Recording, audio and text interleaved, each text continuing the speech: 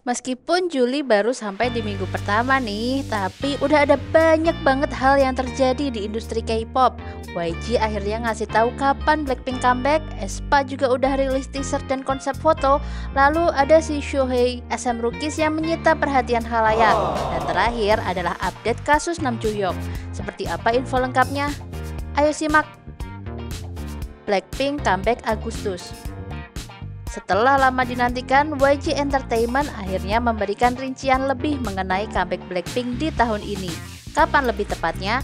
Menurut siaran pers dari YG Entertainment pada 6 Juli, Blackpink bakalan melakukan comeback yang telah lama ditunggu-tunggu pada bulan Agustus dengan album baru mereka.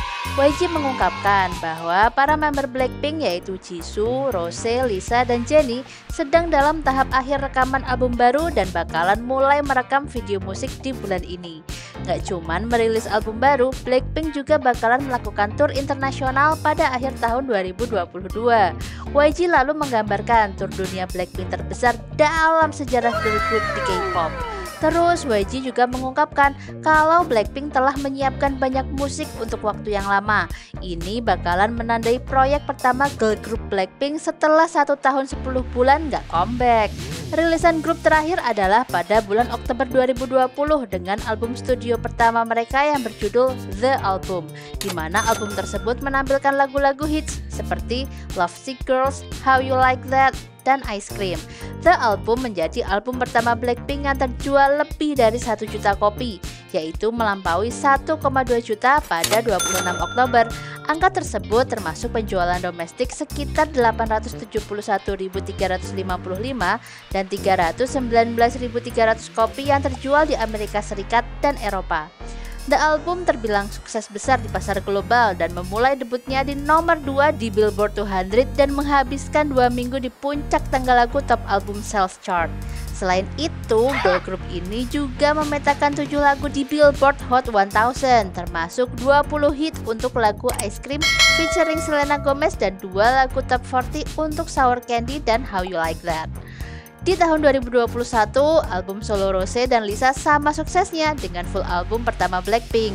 Dengan pencapaian itu, tentu besar harapan untuk comeback Blackpink kali ini. Apa nih yang kamu nantikan untuk comeback dan tur dunia Blackpink tahun ini? Selamat, akhirnya aespa resmi comeback dengan merilis album Girls dan MV single utama bertajuk sama. Kira-kira seperti apa ya MV-nya? aespa pada akhirnya melakukan comeback yang tertunda dan sudah lama dinantikan oleh para penggemar. Tepat pada pukul 1 siang waktu Korea Selatan atau sekitar pukul 11 waktu Indonesia Barat, aespa merilis mini album kedua mereka bersamaan dengan video musik untuk lagu utama yang bertajuk Girls. Tentu aja fans langsung menyambutnya dengan sangat antusias, sehingga video klipnya aja nih udah ditonton lebih dari 1 juta kali meskipun belum ada 1 jam dirilis. Selain itu, menjelang comeback, SM Entertainment secara resmi mengumumkan bahwa pada tanggal 7 Juli 2022 mini album kedua aespa telah berhasil mengumpulkan 1.610.517 pre-order. Dengan angka penjualan tersebut, aespa telah membuat rekor baru untuk jumlah pre-order stok tertinggi yang dicapai oleh girl group. Mereka juga berhasil memecahkan rekor sebelumnya yang dibuat oleh The Album milik Blackpink dengan penjualan pre-order sebanyak 1.028.888.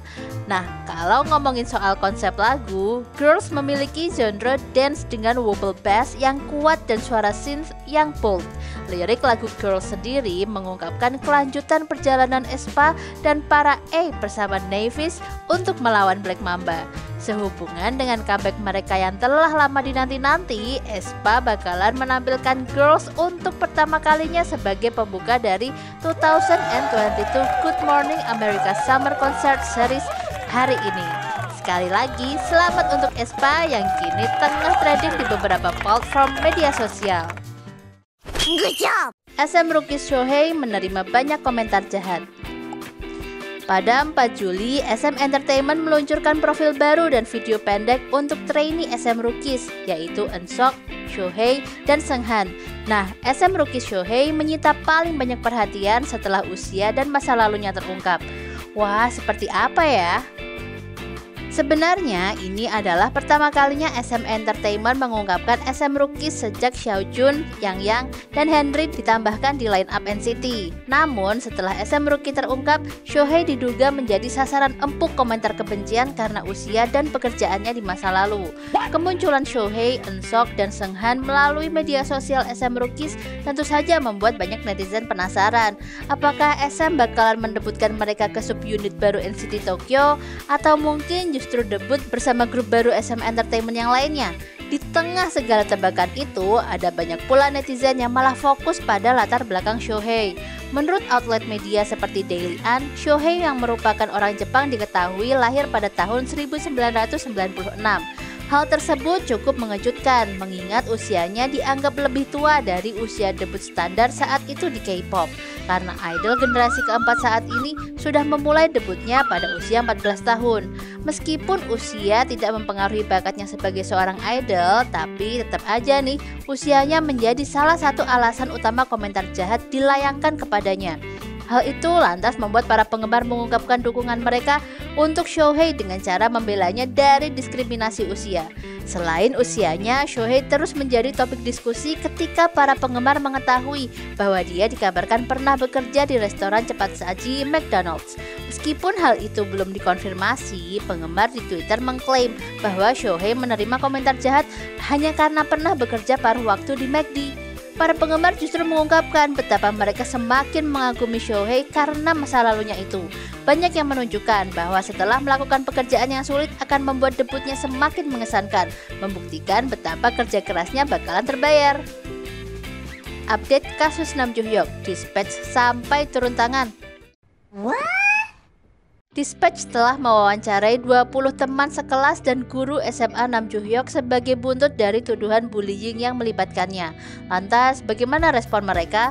Secara mengejutkan, semua orang yang diwawancarai oleh Dispatch menyatakan bahwa Nam Joo Hyuk adalah siswa yang teladan. Dispatch telah mendalami tuduhan yang dilayangkan pada Nam Joo Hyuk. Mereka menyatakan ketika klaim masa lalu seorang selebriti dibuat, kredibilitas klaim tersebut perlu diverifikasi melalui wawancara dengan para informan. Namun, banyak yang menganggap kalau klaim tersebut hanyalah pernyataan dengan sedikit bukti fisik. Dispatch pun lalu menghubungi reporter Lee Son Myung yang menulis artikel di Sports Kyungyang dan berusaha menghubungi informan, tapi permintaan mereka tidak digubris. Dispatch hanya ingin mencoba mengkonfirmasi kredibilitas klaim informan karena penemuan Dispatch tentang masa SMA Nam Joo Hyuk sangat jauh berbeda dengan klaim yang dibuat oleh sang informan. Tentu aja sudah menjadi standar bahwa setiap laporan tentang kekerasan di sekolah tidak boleh dianggap palsu. Tapi pemeriksaan silang fakta juga sangat diperlukan untuk menentukan validitas laporan tersebut. Makanya nih, Dispatch melakukan wawancara dengan 20 informan yang merupakan teman SMA Nam Joo Hyuk dan juga para guru.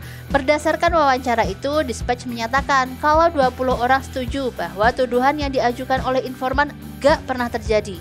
Namun perlu dicatat ya bahwa ini adalah kontrak kesaksian dan gak bisa diterima sebagai bukti kuat.